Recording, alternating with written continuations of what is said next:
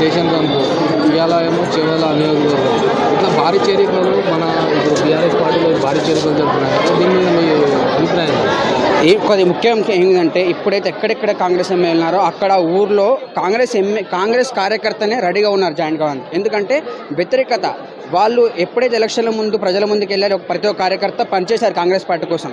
ఆ పనిచేసిన కార్యకర్త మొత్తం ఇప్పుడు ఢిల్లా అయిపోయారు. వాళ్ళకి తిరగాలంటే నియోజకవర్గం తిరగాలంటే తలెత్తుకోలేకపోతున్నారు. ఎందుకంటే వాళ్ళకి ఏం హామీ అమలు కాలేదు, వాళ్ళ ఊర్లో కాలేదు, ఎక్కడ కాలేదు, వాళ్ళు ఉండలేకపోతున్నారు పార్టీలో. మా వల్ల కాదని చెప్పి బీఆర్ఎస్ పార్టీకి వచ్చేస్తున్నారు. ప్రతి ఒక్క నియోజకవర్గం నుంచి కాంగ్రెస్ పార్టీని బీఆర్ఎస్ తప్పనిగా చేరుకుంటున్నారు. ఇంకా ముందు ఇంకా ప్రతి ఒక్క నియోజకవర్గం నుంచి ముందుకు జాయిన్ అవుతారు.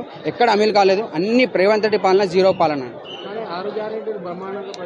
ఎక్కడయ్యా అండి, ఎక్కడయ్యా ఒక ఫ్రీ బస్ తప్ప ఏదైనా అమలయ్యా? ఆ ఫ్రీ బస్ కూడా కరెక్ట్ లేదు. ఎక్కడ అమలయ్యా? ఇక్కడ కళ్యాణ లక్ష్మి ఏదండి, తులం బంగారం ఏది, రైతు భరోసా ఏది, ఎక్కడ ఏం అమలలేదు.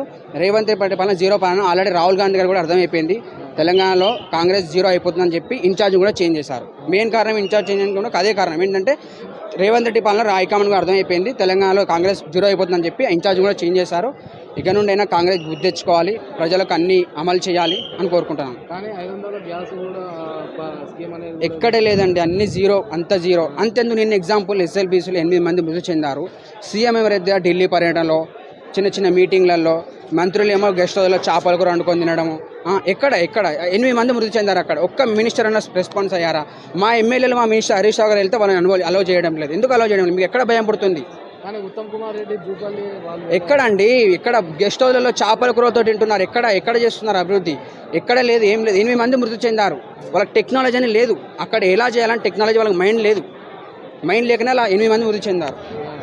అవును, కానీ గతంలో చేసిన తప్పుతో వల్లే ఈ ఘటన. అది కేసీఆర్ గారు పెండింగ్లో పెట్టారండి. ఎందుకు పెండింగ్ పెట్టారు? దానికి ఒక టెక్నాలజీ రావాలి, దానికి ఒక ఉంటుంది. కాళేశ్వరం కట్టారు, ఎంత మంచిగా కట్టారు. దీనికి ఒక టెక్నాలజీ రావాలి, టెక్నాలజీని కడదామని చెప్పి కేసీఆర్ పక్కన పెట్టారు. అది దీని వల్ల కాదు, అది కాంగ్రెస్ ప్రభుత్వం ఏది కాదు. ఎక్కడైతే ఉప ఎన్నికలు జరగబోతున్నాయి ఆల్రెడీ ఇంకో 1 month 2 monthsలో పక్కా ఆల్రెడీ వచ్చేసింది. సుప్రీంకోర్టు ఆర్డర్ వచ్చేసింది. ఆల్రెడీ స్పీకర్ గారికి ఆదేశాలు అందిపోయాయి.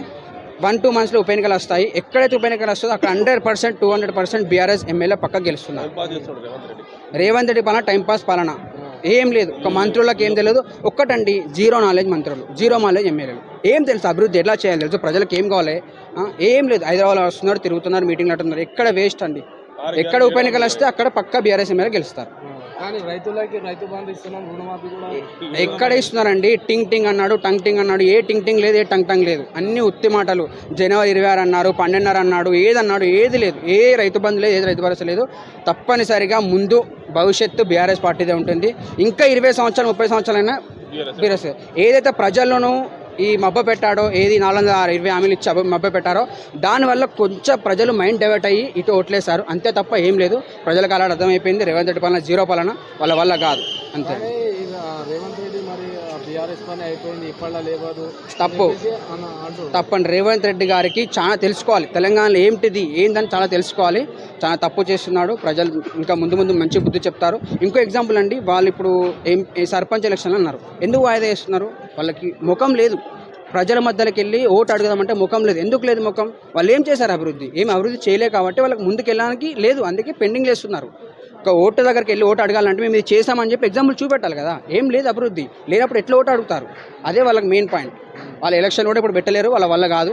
వాళ్ళకి ఏ మైండ్ సెట్ లేదు. ఒక్క మంత్రికి కూడా కరెక్ట్ నాలెడ్జ్ లేదు, జీరో నాలెడ్జ్.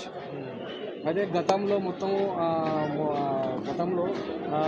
స్కీమ్లో మొత్తం డబ్బులు అనేది వీళ్ళు ఖజానా మొత్తం ఖాళీ చేశారు.